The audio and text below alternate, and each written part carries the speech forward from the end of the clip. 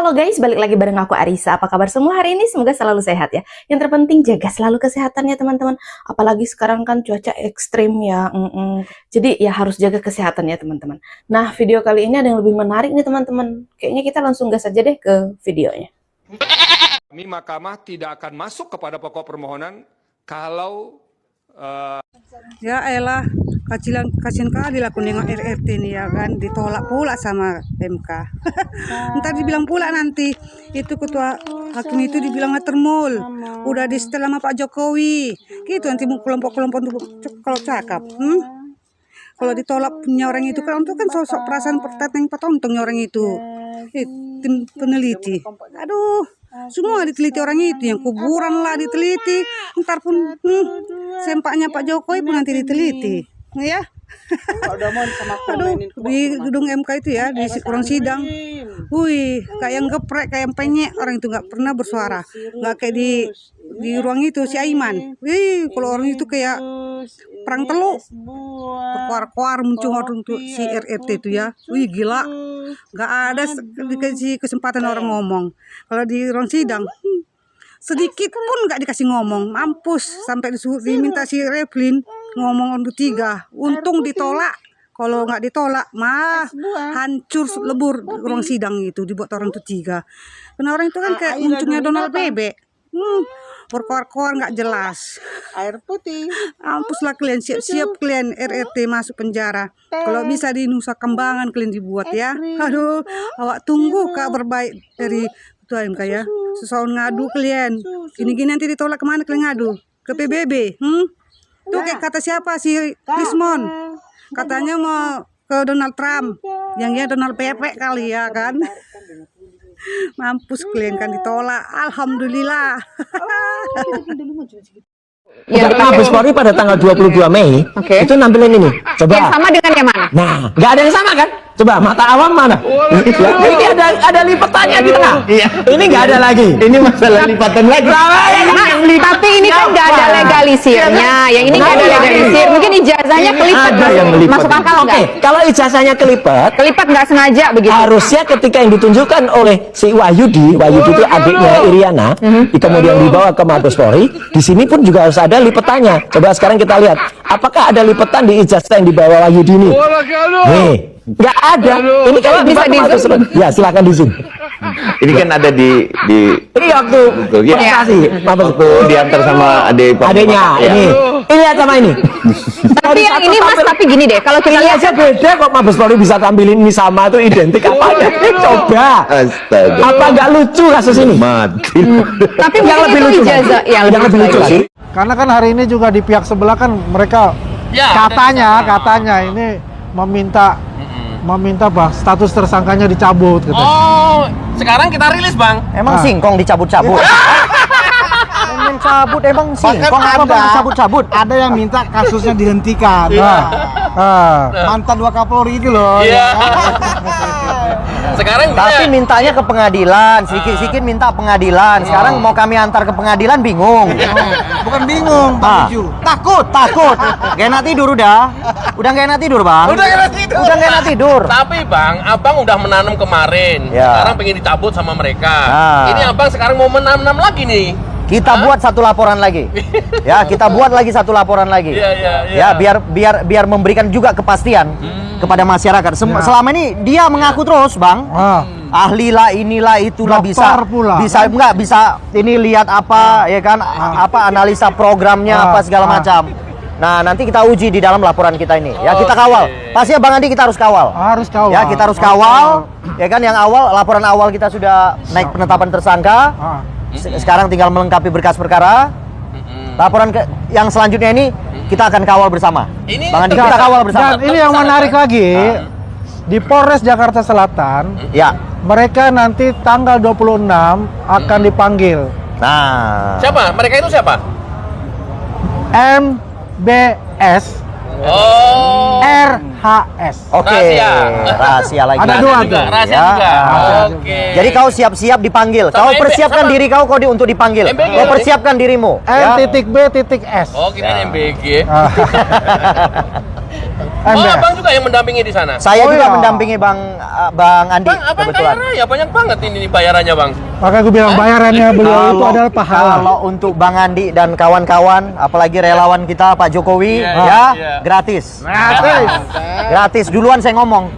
Ya biar jangan segan-segan manggil kita, Bang. Wah, betul. Ah, ya. Apapun relawan Jokowi yang ada dipersoalkan hukum oleh mereka, Bang Lex siap tampil. Saya paling depan. Saya paling depan. Ya, saya paling depan. Keren. Jadi kenapa aku masih ragu ungkapannya? Karena kita masih bersidang di sana. Oke, tapi sudah tahu arahnya kemana berarti. Yang 2005 itu belum ada. Tunggu dulu.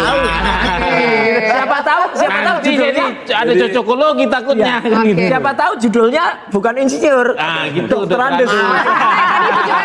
Membuat penasaran. Ini tadi juga kita bahas 2005 itu tadi Pak Bonato mengatakan ini mau lihat apakah dokter Andes atau insinyur disebut tadi. Iya. Tapi gini, tadi kan disampaikan itu sama kok 2014 dan 2012 itu sama, identik. Tapi yang beda itu 2019 dan Pak Bonato benar nggak mempermasalahkan soal yang space-nya nggak beda atas bawah Memang beda tengahnya. penelitiannya. Enggak ke situ arahku. Oke.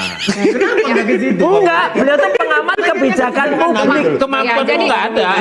Jadi tadi sudah jelas, Bang Roy ada. Ini sesuai ranahnya.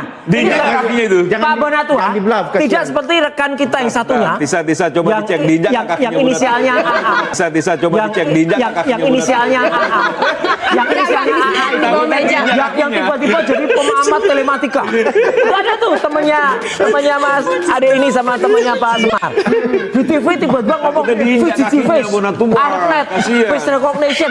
Saya tanya, Andi Aswan, kamu tahunya apa soal itu? Dari mana dasar Anda mengatakan sejak dini di depan bahwa itu palsu sementara belakang baru cari bukti kan? Kan itu logika sederhana. Nah, hipotesis boleh. Kalau ya Anda bukan hipotesis, Anda menuduh. Nah, kalau mengatakan 99,9% palsu itu menuduh. Itu menuduh, makanya Pak Jokowi merasa difitnah seolah-olah Pak Jokowi membuat ijazah palsu. Kemudian press release keterangan dari UGM juga Mas Roy dan kawan-kawan menolak itu, tidak mengakui itu semua. Lalu dasarnya apa untuk mengatakan palsu? Nah, apa ilmu Mas Roy kalau mengatakan itu penelitian, dasar penelitian itu kan harus memenuhi unsur-unsur peneliti yang akademik. Contoh, ada hipotesa, dugaan awal di depan, ada variabel V1, V2, ada variabel terikat, ada variabel independen. Itu enggak ada semua. Mas sudah mengatakan palsu lalu cari bukti di belakang. Tidak akan menguntungkan siapa-siapa ya. Pak Roy Suryo mengatakan saya nggak akan mau damai. Ya. Dari kubu Roy Suryo sendiri mengatakan tidak mau restoratif justice. Dan saya siap ke pengadilan. Oh itu bagus. Berarti bekerjanya polisi sungguh-sungguh. Apa bekerjanya polisi?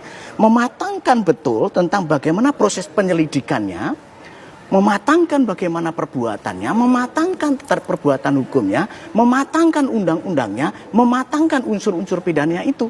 Dan jika itu sudah terpenuhi apa? Melakukan proses pengiriman berkas ke jaksa. Nantilah di sana akan dikoreksi. Ada P19. Apa itu? Mengoreksi. Apakah buktinya sudah cukup? Harus VATM. Valid, terukur, terstruktur atau tidak. Bukti yang diajukan itu dari pihak pelapor memenuhi syarat atau tidak. Itulah sudah diukur. Tapi kalau yang dikatakan dari kubu Roy Suryo ketika satu sudah SP3 harus juga berlaku itu untuk kan para tersangka lainnya. Penafsiran daripada Pak Roy Suryo ya boleh-boleh saja.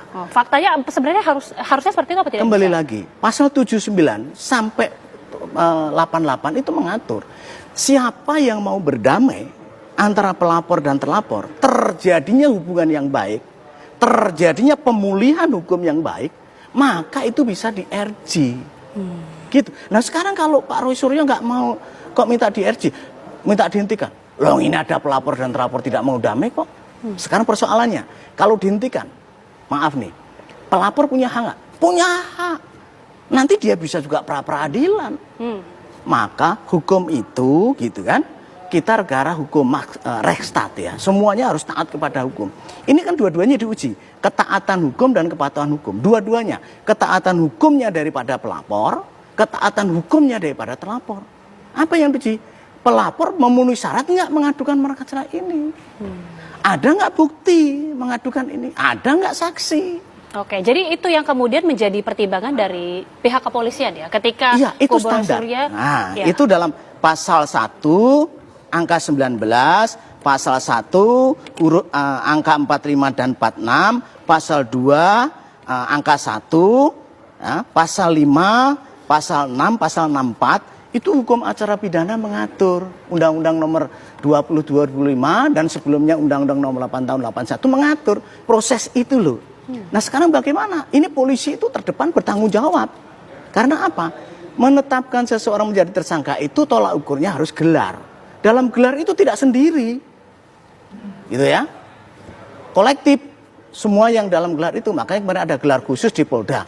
Nah itu yang menjadi kehati-hatian bahwa jangan sampai menetapkan orang penyidikannya itu tidak tepat, tidak terukur dan terstruktur. Apa terukur itu? Ada undang-undangnya mengatur. Terstrukturnya apa? Ada bukti yang benar. Gitu loh. Ini kan masalahnya dua-duanya kalau menurut saya harus menahan diri. Gitu. Baik pelapor juga menahan diri, terlapornya juga menahan diri. Menghormati negara hukum. Kalau pelapor dirinya minta perlindungan hukum, ya hak. Kalau terlapor minta perlindungan hukum, ya haknya juga. Maka dipenuhi kan semua permintaannya Roy Suryo, apa nggak diminta? Semua dilayani. Tapi kalau kepolisian berarti harus bersikap seperti apa? Karena kan dari kubu Roy Suryo sudah bersurat langsung ke Irwasum ini, Prof. Polisi harus adil, penegak hukum garda terdepan harus adil. Semua haknya pelapor dipenuhi, semua haknya terlapor dipenuhi. Harus itu, jangan sampai lewat. Maka kalau ada yang dilewati proses hukum itu bisa masing-masing pra peradilan. Ini kalau dihentikan, Pak Jokowi bisa pra peradilan selaku pelapor. Artinya mungkin tidak dikabulkan penghentian proses penyidikan ini. Yang dilakukan di Irwasum. Pendapat saya, pendapat ya. Dalam hukum itu kan ada yang pendapatnya berbeda. Sependapat, monggo. Tidak sependapat, monggo. Kalau bagi saya, kok rasanya sulit ya dikabulkan. Artinya justru pihak kepolisian sulit menurut Prof dikabulkan. Alasannya apa, Prof? Alasannya apa? Bahwa proses ini sudah jalan. Harus tanggung jawab dong. Masa bekerjanya polisi di Polda Metro Jaya selesaikan oleh Bareskrim? Irwasum mengabulkan dihentikan? Kan nggak mungkin. Nanti itu di Irwasum itu akan digelar lagi, diminta pertanggungjawaban kepada penyidik dan penyelidik. Penyelidik atau penyidik. Kamu kok menetapkan tersangka itu syaratnya apa? Dokumen kamu lengkap atau tidak? Ada dua sisi loh yang harus dibuktikan. Maka saat itu Irwasum nanti kalaupun dihentikan pasti harus menghadirkan pelapor juga. Ini loh, kamu tak hentikan karena ini bukti kamu tidak cukup dan pasalnya tidak ada. Contoh. Tapi terlapor juga menghormati juga. Ini loh, perbuatan kamu itu ada, undang-undangnya mengatur. Alat bukti kamu ada, perbuatan kamu itu kategori melawan hukum, perbuatan melawan hukum itu ada dibagi lagi, perbuatannya sengaja atau tidak sengaja. Nanti diatur juga ada mens rea, hubungan batinnya pelaku itu seperti apa sih, ini tujuannya apa ini gitu. Ada motif politik atau motif murni pelanggaran hukum. Ini diuji gitu. Jadi saya akan juga mengoreksi, kita melek betul masalah ini. Baik dari sisi pelapor maupun terlapor. Berarti memang harus ke meja pengadilan? Harus. Melihatnya. Karena asas kita legalitas. Diselesaikannya itu di pengadilan. Mungkinkah ada celah-celah lain selain restoratif justice, Prof? Untuk penghentian penyidikan? Perkara itu dihentikan atau tidak dihentikan bisa dengan keadilan restoratif. Oke, kalau tidak ada restoratif itu maka muaranya ke pengadilan. Nah di pengadilan itu tempatnya yang kita menghormati. Terhadap tadi kan, berhak orang yang menjadi tersangka segera disidangkan. Undang-Undang Pokok Kekuasaan Kehakiman 48 tahun 2009 itu di sana mengatur itu ya. Pasalnya dilihat aja. Bahwa seseorang harus segera diadili jika menjadi tersangka. Dan prosesnya harus cepat. Jangan lama-lama. Ini Jangan kan terlalu lama-lama. lama. Ini kan terlalu lama ini. Ada yang pro pelapor, ada pro terlapor. Nah, ini itu. kalau terjadi gesekan, mohon maaf nih. Di jalanan nanti saling menghakimi sendiri-sendiri, ini akan berbahaya. Nah itu ya Prof, karena kan kita sudah melihat kasus ini sebenarnya sudah berlarut cukup lama. Ketika akhirnya dua kubu, dua pihak ini masih sama-sama kekeh, kira-kira ini akan berlangsung sampai berapa lama melihat prosesnya seperti ini? Saya yakin ini dalam hukum acara pidana yang baru Undang-Undang nomor 20 tahun 2005 mempercepat. Ya, sepanjang itu terukur, tertelusur kerjanya dari penyidik, tidak untuk bertele-tele. Segera perkaranya dimajukan ke pengadilan. Di sana nanti banyak nanti itu perkembangannya banyak lagi ya. orang itu bisa mengakui ada plague bergening, orang nanti ada pemaafan hakim, orang itu nggak perlu dihukum karena apa? Pertimbangan hakim. Nanti ada onslah, ada frisprak, ada putusan bebas, putusan lepas. Kalau putusan bebas itu dia tidak memenuhi unsur pidananya, tetapi nanti ada pidananya, perbuatannya ada, namun bukan merupakan tindak pidana, nanti bisa lepas hukum. Ada satu lagi tentang tadi. Hakim menetapkan yakin ini memenuhi unsur actus reus, perbuatan pidananya ada, mens rea-nya ada pihak yang dirugikan, ada nama yang dicemarkan betul. Nah, hakim yang akan memutuskan, kita kan nggak boleh mengadili sendiri-sendiri, nggak boleh saya mengatakan itu salah, itu polisi tidak benar. Jangan dong, negara kita ini negara hukum, jangan dibuat opini, jangan dibuat begini. Tapi kan negara kita no viral no justice, itu ya masyarakat menilai kalau nggak diviralkan lah gitu ya. Tapi kalau diviralkan ya ini tantangan daripada kepolisian harus memiliki sifat kepastian hukum. Kepastian hukum apa? Sengketa di masyarakat harus diselesaikan kemana? Melalui ranah-ranah hukum, prosedur-prosedur hukum, gitu. Oke, kita akan kawal terus dan semoga ini tidak berlarut, akan bisa segera selesai. Berharap kepolisian segera perkaranya bisa P21 dan jaksa untuk bisa P21. Kemudian segera dilimpahkan ke pengadilan, dan untuk lagi tidak bertele-tele, kasihan masyarakat ini yang pro dan kontra. Itu di TV sering berantem sampai gitu. Ini melanggar kode etik juga nih. Nggak memberikan contoh kepada masyarakat itu kan. Harapannya tidak bertele-tele dan langsung diselesaikan. Iya dong. Orang di TV sampai mau berantem, mau begini-begini. Itu kan nggak baik gitu. Kita akan kawal sama-sama tentunya Prof, tapi terima kasih banyak sekali lagi Profesor. Kita sudah menyimak videonya teman-teman ya. So, kalau menurut kalian teman-teman gimana tentang video yang barusan kita simak? Coba ketik-ketik di kolom komentar. Aku juga ucapin terima kasih banyak buat teman-teman yang sudah stay bersama Arissa Sebastia. Selalu ngikutin aku, kayaknya sekian dulu video dari aku. Sampai jumpa di video selanjutnya. Bye!